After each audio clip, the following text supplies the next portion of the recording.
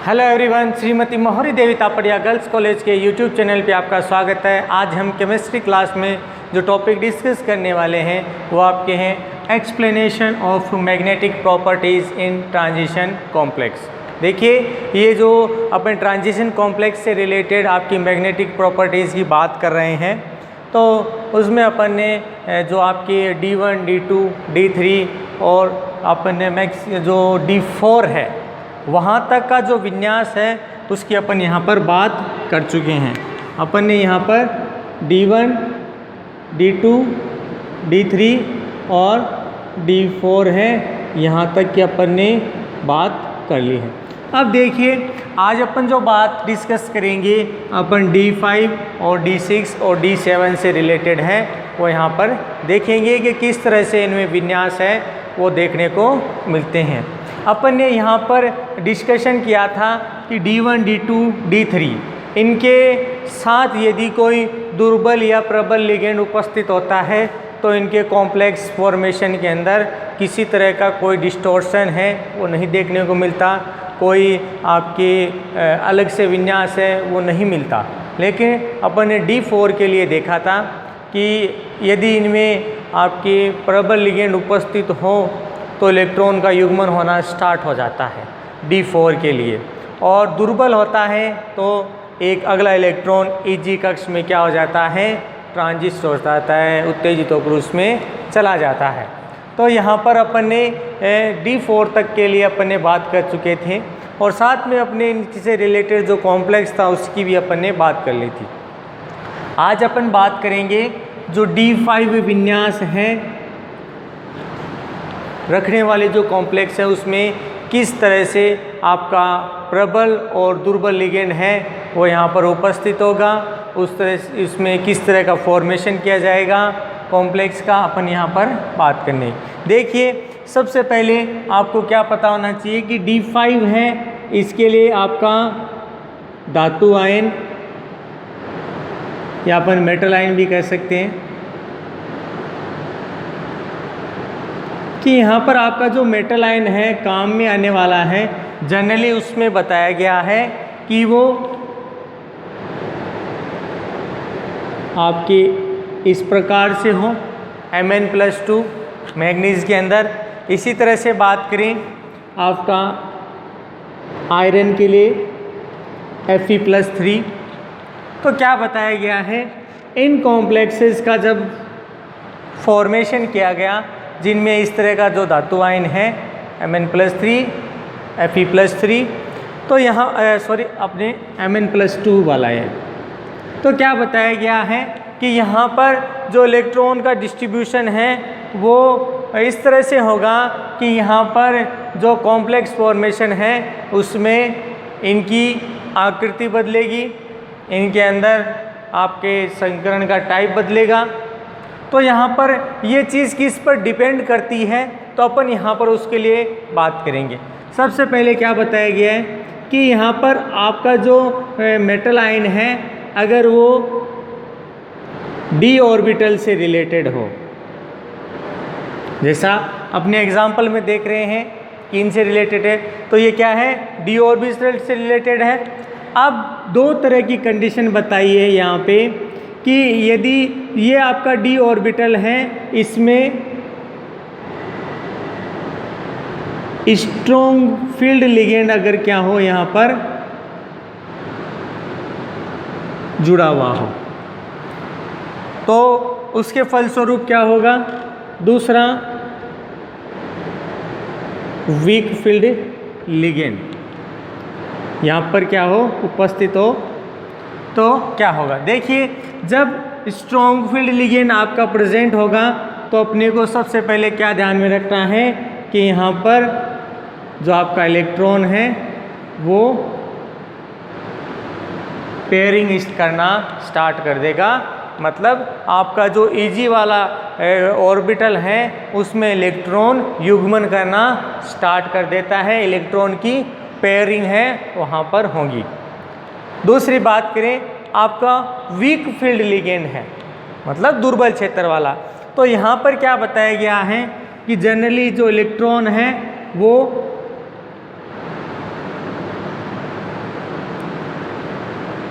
Unpaired condition के अंदर यहाँ पर आपके उपस्थित होंगे। मतलब यहाँ पर आपका अनपेयर्ड है, यहाँ पर इलेक्ट्रॉन पेयरिंग करेगा। अब देखिए आपकी ये डिपेंड किस पे करता है, तो जनरली यहाँ पर आपके जो लिगेंड काम में आते हैं, अपन ने जो इलेक्ट्रो की जो स्पेक्ट्रोस्कोपिक जो लिगेंड की अपने नेचर पढ़ी थी कि वहाँ पर इलेक्ट्रॉन है, कोई दुर्बल प्रकृति का है, कोई स्ट्रॉन्ग प्रकृति का है, अपन ने उसके लिए देखा था। तो जनरली यहाँ पर स्ट्रॉन्ग फील्ड वाले में क्या बताया गया है कि यहाँ पर क्या उपस्थित हो आपका NO2 माइनस Cn माइनस।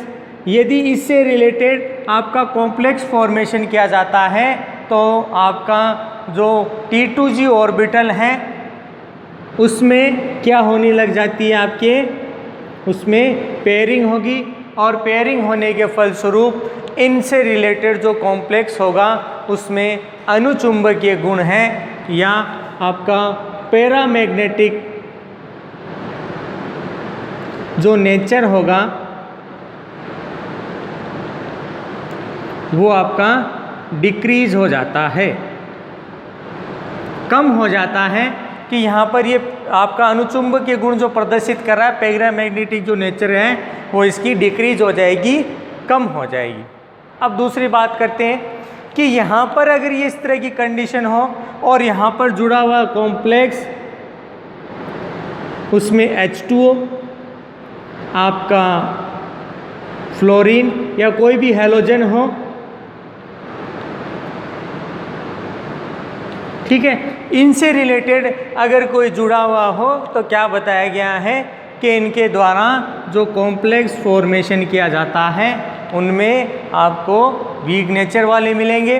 तो वीक नेचर वाला जैसे ही होगा तो जो इलेक्ट्रॉन है उसमें सबसे पहले क्या देखने को मिलेगी कि यहाँ पर पेयरिंग नहीं होगी, और जैसे ही पेयरिंग नहीं होती है यहाँ का जो इलेक्ट्रॉन डिस्ट्रीब्यूशन है उसमें किसी तरह की जो है वो डिस्टॉर्शन नहीं होता। मतलब क्या है कि इलेक्ट्रॉन निम्न ऊर्जा कक्ष पूरा भरने के फलस्वरूप उच्च ऊर्जा कक्ष में इलेक्ट्रॉन भरना स्टार्ट हो जाता है, जिसका मतलब क्या हुआ कि जो इलेक्ट्रॉन है वो अनपेयर्ड अवस्था में ज़्यादा से ज़्यादा रहने की कोशिश करता है।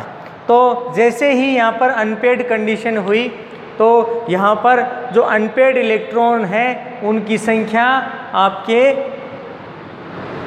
5 तक हो जाती है। मतलब 5 अनपेयर्ड इलेक्ट्रॉन आपके इस d ऑर्बिटल के अंदर व्यवस्थित हो जाते हैं। तो इसके फलस्वरूप क्या हुआ कि इनके जो पैरामैग्नेटिक जो नेचर है वो क्या हो जाता है, आपके मैक्सिमम कंडीशन वाला हो जाता है। मतलब यहाँ पर जो पैरामैग्नेटिक नेचर होगी वो सबसे ज़्यादा आपको यहाँ पर देखने को मिलेगी। तो जनरली इनमें इस तरह से पॉसिबिलिटी है वो देखने को मिलती है। अब यहाँ पर अपन इसको ऑर्बिटल्स बनाकर बता दें कि ये किस तरह से ऑर्बिटल फॉर्मेशन होगा। तो यहाँ पर अपन बात करें तो इन ऑर्बिटल्स के अंदर किस तरह से कॉम्प्लेक्स फॉर्मेशन होगा, इलेक्ट्रॉन का डिस्ट्रीब्यूशन यहाँ पर होगा, अपन यहाँ पर देखेंगे। जनरली अपने को पता है कि आपका जो p ऑर्बिट और जो d ऑर्बिटल है जनरली 5 ऑर्बिटल्स में क्या हो जाता है, ये डिवाइड हो जाता है। तो डिवाइड होने के फलस्वरूप इसका Eg और T2g ऑर्बिटल है उसमें इलेक्ट्रॉन का डिस्ट्रीब्यूशन देखने को मिलेगा। तो सबसे पहले अपन बात करते हैं Eg वाले के अंदर आपके 2 ऑर्बिटल T2g है। इसमें ध्यान रहे ये जो चीज़ अपन देख रहे हैं जनरली कौन से कॉम्प्लेक्सेस के लिए पढ़ रहे हैं कि आपका ऑक्टाहेड्रल जो कॉम्प्लेक्स होगा उसमें इस तरह का फॉर्मेशन है वो देखने को मिलता है। अब यहाँ पर यदि स्ट्रॉन्ग फील्ड है स्ट्रॉन्ग फील्ड लिगेंड यहाँ पर आपका क्या है, उपस्थित है। तो और अपन किसके लिए देख रहे हैं, D5 के लिए। तो यहाँ पर नेक्स्ट इलेक्ट्रॉन इसी ऑर्बिटल में आकर क्या हो जाता है, व्यवस्थित हो जाता है। कब, जब आपका स्ट्रॉन्ग फील्ड लिगेंड इसके साथ अटैच होता है। यहाँ पर इलेक्ट्रॉन की पेयरिंग हो जाती है और यहाँ पर एक ही मैक्सिमम आपका इलेक्ट्रॉन है वो यहाँ पर अनपेयर्ड रहता है। तो अनपेयर्ड है तो इस कंडीशन में क्या है कि पैरामैग्नेटिक नेचर तो शो की जाएगी लेकिन तुलनात्मक रूप से कम हो जाएगी। नेक्स्ट बात करें अपने स्ट्रॉन्ग फील्ड होने पे,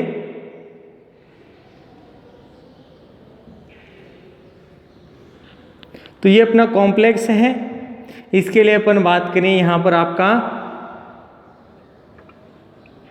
स्ट्रॉन्ग फील्ड वाला है, तो यहाँ पर इलेक्ट्रॉन डिस्ट्रीब्यूशन 1 2 3। अब यहाँ पर वीक है,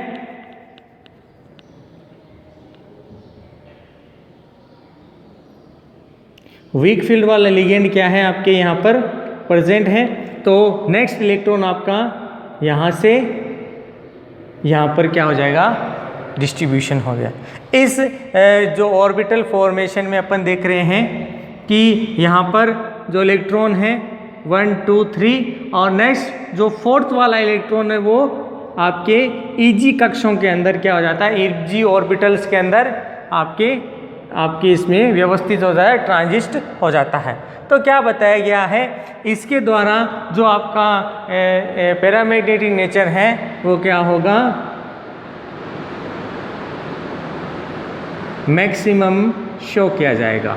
अपन ने एक फॉर्मूला भी लिखा था जिससे अपन ने जो पैरामैग्नेटिक नेचर है उसको निकालने के लिए अपने कहा था कि भाई इसमें म्यू बराबर √n+2 है, उसको एक्सप्लेन करके इसमें लिखा था। तो इस तरह से क्या है, D5 के लिए इसमें क्या देखने को मिल रहा है कि इसमें इस तरह की नेचर है वो शो की जाती है। अब यहाँ पर अपन बात करते हैं इनमें एग्जाम्पल्स के लिए। तो जनरली इसमें एग्जाम्पल की बात करें, MnH2O का होल 6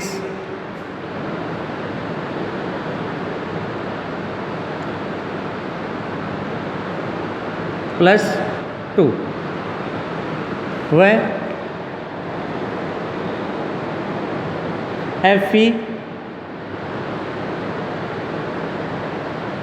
F का whole 6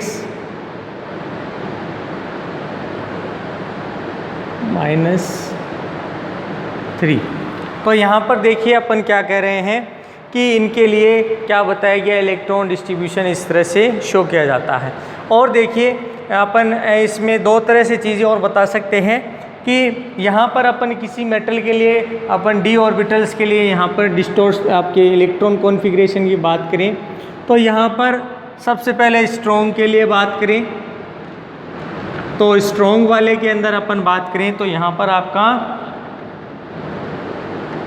T2G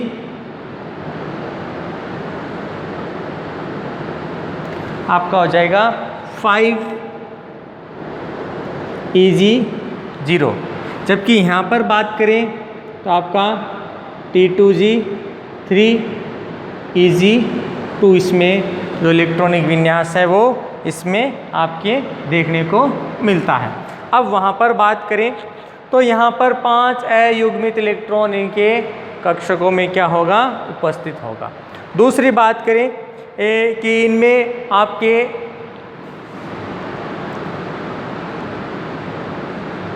strong paramagnetic nature है वो आपको देखने को मिलेगी कि प्रबल अनुचुंबकीय गुण इनमें पाया जाएगा। बाह्य चुंबकीय क्षेत्र में रखने पर ये चुंबकीय क्षेत्र है उसकी दिशा की ओर निर्देशित हो जाते हैं, साथ में चुंबकीय क्षेत्र की तीव्रता को भी क्या होते हैं, बढ़ा देते हैं। साथ में जो चुंबकीय बल रेखाएं हैं वो इनके अंदर से गुजरती हैं। ये तो इस तरह से हो गया। नेक्स्ट अपने बात करें कि जनरली यहाँ पर आपका अगर ये कंपाउंड उपस्थित हो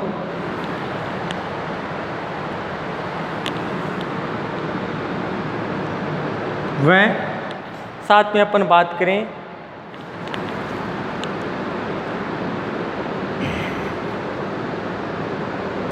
FeCN का होल -6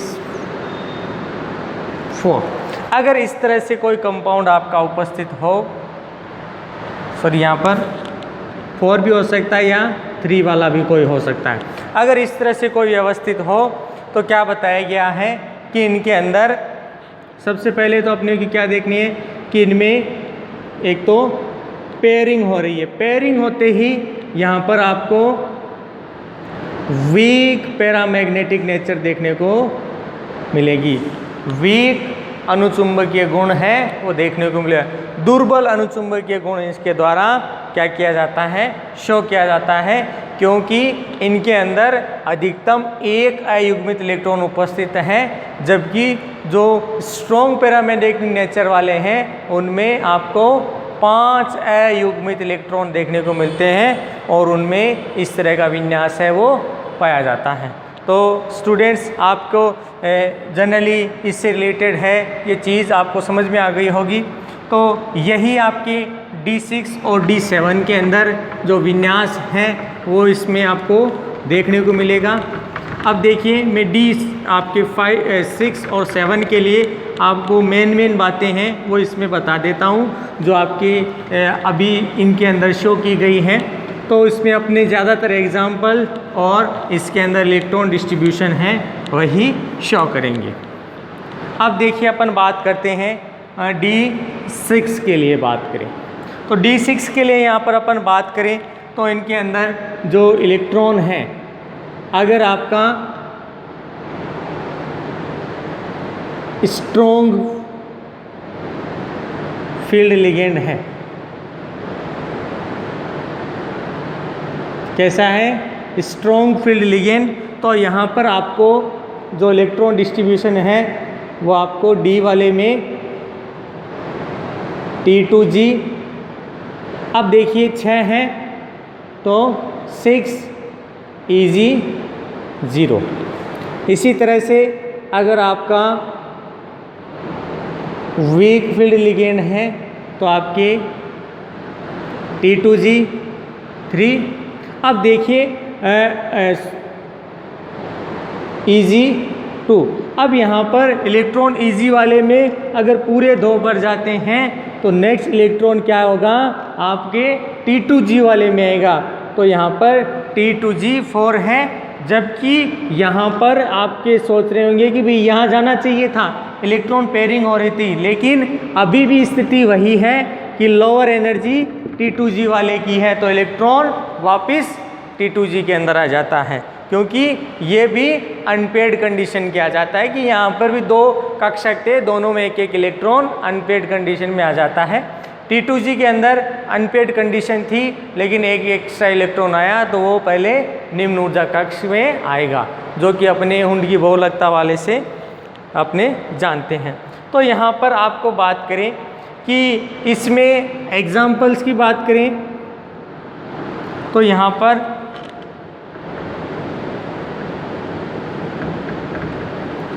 इसमें भी ये आपका किस फील्ड वाला है, दुर्बल। तो साथ में अपन बात करें इसके अंदर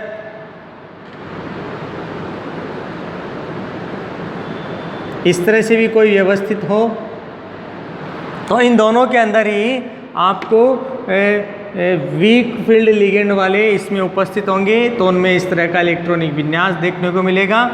अब यहाँ पर देखिए अपन D5 की तुलना करें तो क्या है कि उसकी तुलना में अनुचुंबकीय गुण यहाँ पर कम देखने को मिलता है।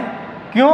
क्योंकि उसका मेन कारण ये हो गया कि यहाँ पर आपको क्या देखने को मिल रहा है कि अनपेड इलेक्ट्रॉन की संख्या अब यहाँ पर 2 तो ये रही और इसमें भी 2 और बच जाते हैं, तो 4 अयुग्मित इलेक्ट्रॉन होते हैं उसकी वजह से, और एक में पेयरिंग हो जाती है तो अनुचुंबकीय गुण D5 की तुलना में कम हो जाता है आपके D6 के अंदर, और इन एग्जाम्पल्स के अंदर आपको अनुचुंबकीय गुण है वो देखने को मिलता है। इसी तरह से अपन बात करें आपका यदि इस तरह से हो FeCN का होल 6 -4 वाला यदि कोई लिगेंड हो। इसी तरह से आपका कोबाल्ट से रिलेटेड हो तो यहाँ पर ये क्या है, आपके स्ट्रॉन्ग नेचर वाला है। तो यहाँ पर देखिए क्या हो जाता है, पूरा युग्मन यहाँ पर देखने को मिलता है। तो क्या बताया गया है कि जनरली इन कंपाउंड्स के लिए आपको डाई मैग्नेटिक जो नेचर है वो शो की जाती है, इनके द्वारा प्रति चुंबकीय गुण है वो शो किया जाता है। और डाई मैग्नेटिक नेचर है वो ये शो करती है कि बाह्य चुंबकीय क्षेत्र में रखने पर ये चुंबकीय क्षेत्र की विपरीत दिशा में होंगे, बाह्य चुंबकीय क्षेत्र हटा लेने पर इनमें किसी प्रकार का चुंबकीय गुण नहीं देखने को मिलता। और ये पूर्णतया क्या है, आपके प्रति चुंबकीय पदार्थ हैं, क्योंकि इनका जो बाह्य चुंबकीय क्षेत्र आपके जो लिगेंड जुड़ा हुआ है इन कॉम्प्लेक्सेस में, ये स्ट्रॉन्ग फील्ड लिगेंड नेचर का है, जिसके फलस्वरूप आपका जो इलेक्ट्रॉन पेयरिंग है वो इसमें मैक्सिमम हो जाता है और आपका यहाँ पर किसी तरह का मैग्नेटिक पैरामैग्नेटिक गुण है नहीं शो किया जाता। यहाँ पर आपका पैरामैग्नेटिक नेचर होगा, यहाँ पर पैरामैग्नेटिक नेचर नहीं शो किया जाएगा। और जनरली इलेक्ट्रॉन डिस्ट्रीब्यूशन है वो आप इसके आधार पर बता सकते हैं कि भी इसमें इलेक्ट्रॉन ऊपर वाले में इलेक्ट्रॉन Eg के अंदर नहीं है, यानी T2G के अंदर पेयरिंग होगी पूरी, यानी 3 पेयर्ड इलेक्ट्रॉन यहाँ पर क्या होंगे, ऑर्बिटल कहते हैं, पूर्णतया भरे हुए व्यवस्थित होंगे। जबकि यहाँ पर आपके 4 अनपेयर्ड इलेक्ट्रॉन वाले ऑर्बिटल उपस्थित होंगे, एक में आपके पेयरिंग हो जाती है। ये था आपके D6 के लिए। अब बात करते हैं अपन इसमें D7 वाले के लिए कि भी D7 के अंदर आपकी किस तरह से विन्यास देखने को मिलता है। तो देखिए अपन बात करें D7 के लिए, देखिए यहाँ पर अपन D7 के लिए इलेक्ट्रॉनिक विन्यास की बात करें तो यहाँ पर भी आपको स्ट्रॉन्ग फील्ड लिगेंड और वीक फील्ड लिगेंड, इसके लिए बात करें तो यहाँ पर इलेक्ट्रॉन का जो डिस्ट्रीब्यूशन होगा उसमें सबसे पहली बात करें कि स्ट्रॉन्ग फील्ड है। स्ट्रॉन्ग फील्ड का मतलब है कि पेयरिंग होगी, तो यहाँ पर T2G6 आपका Eg1, ये इसमें इलेक्ट्रॉनिक कॉन्फ़िगरेशन है वो देखने को मिलता है। अब यहाँ पर आपके जो Eg वाले ऑर्बिटल हैं उनमें भी एक इलेक्ट्रॉन आपके क्या है व्यवस्थित होगा। दूसरी बात करें वीक फील्ड लिगेंड के लिए, तो वीक फील्ड लिगेंड के लिए बात करें तो T2G और Eg के लिए तो आपके इलेक्ट्रॉन मैक्सिमम क्या होंगे, इनमें जाएंगे। तो T2G के लिए यहाँ पर अपन बात करें तो नीचे वाले 3 और यहाँ पे आपका 5 और 2, मतलब क्या हुआ कि T2G वाले में 5 इलेक्ट्रॉन और Eg वाले में 2 इलेक्ट्रॉन आपके व्यवस्थित होंगे। मतलब क्या हुआ कि इसमें अब एक अनपेयर्ड इलेक्ट्रॉन है, मतलब 2 ऑर्बिटल ने यहाँ पर पेयरिंग कर ली है, युग्मन हो गया है वहाँ पर इलेक्ट्रॉन का, एक अनपेयर्ड पड़ा है और 2 ये वाला।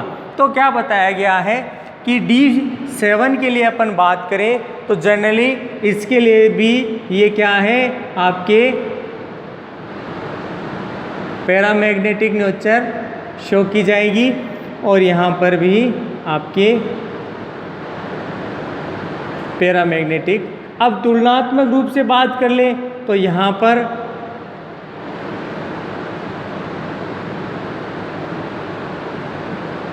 मैक्सिमम पैरामैग्नेटिक नेचर है वो शो की जाएगी, क्योंकि 3 अनपेयर्ड इलेक्ट्रॉन और यहाँ पर एक पेयर्ड इलेक्ट्रॉन, एक अनपेयर्ड इलेक्ट्रॉन है वो यहाँ पर देखने को मिलती है।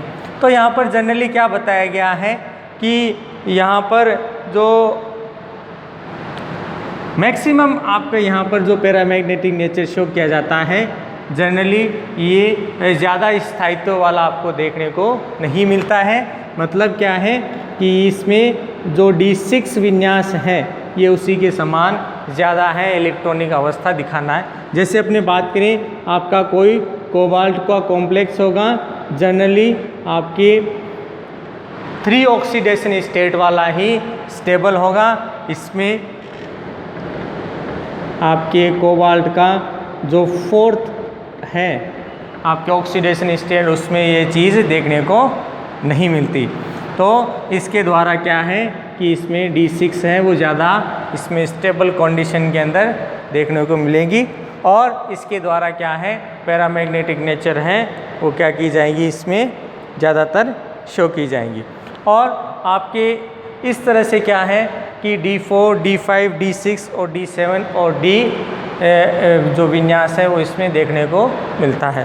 तो अपन ने आपके बात करें तो D1, D2, D3, D4, D5, D6, D7 तक के जो इलेक्ट्रॉनिक कॉन्फ़िगरेशन आपके d ऑर्बिटल्स रखते हैं, अपन ने उनके लिए बात की कि उनमें किस तरह से ऑर्बिटल में फॉर्मेशन होगा, किस तरह से इलेक्ट्रॉन डिस्ट्रीब्यूशन होगा और किस तरह से अलग अलग कॉम्प्लेक्सेस क्या करेंगे, अपने जो कॉम्प्लेक्स है वो फॉर्मेशन करेंगे। तो स्टूडेंट, होप यू आपको ये वीडियो पसंद आएगा। और अपना जो नेक्स्ट वीडियो है उसमें अपन इससे आपके D8, D9 और D10 से रिलेटेड है वो बात करेंगे, और वो अपना नेक्स्ट वीडियो है उसमें इससे डिस्कशन होगा। इस वीडियो को देखने के लिए धन्यवाद।